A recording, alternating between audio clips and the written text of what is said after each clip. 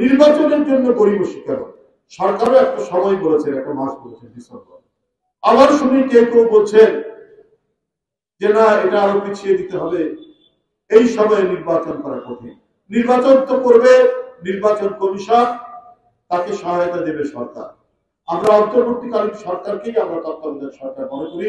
Doctor Mohammad Yunus সাহেবের নেতৃত্বে সরকার, আমরা মনে করি তারা ন্যায়সঙ্গত আচরণ করবেন জনগণের সাথে, রাজনৈতিক দলের সাথে। কারণ ডক্টর ইউনূস সাহেব দেশের একজন অন্যতম স্বনামধন্য একজন সরকার, তিনি নিজে আন্তর্জাতিক সম্মান নিয়ে এসছেন।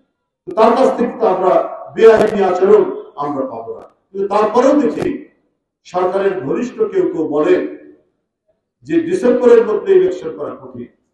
কেন কঠিন হবে? মার্চ, এই যে ইতিমধ্যে তো প্রায় 5-6 মাস চলে, 6-7 মাসের মতো চলে গেল।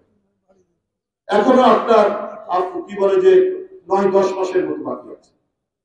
তো নির্বাচন করতে এত সময় লাগবে না। এই নির্বাচন তো শেখ হাসিনা 15 বছর আগে দিয়েছিলেন। ভোটাররা ভোট কেন্দ্রে যেতে পারেনি। ভোটাররা যাওয়ার আগে দেখেছে তার ভোট দেওয়া হয়ে গেছে। দিনের ভোট রাত্রে হয়েছে, রাত্রেবেলায় ব্যালট বাক্সগুলো পরিপূর্ণ করা হয়েছে।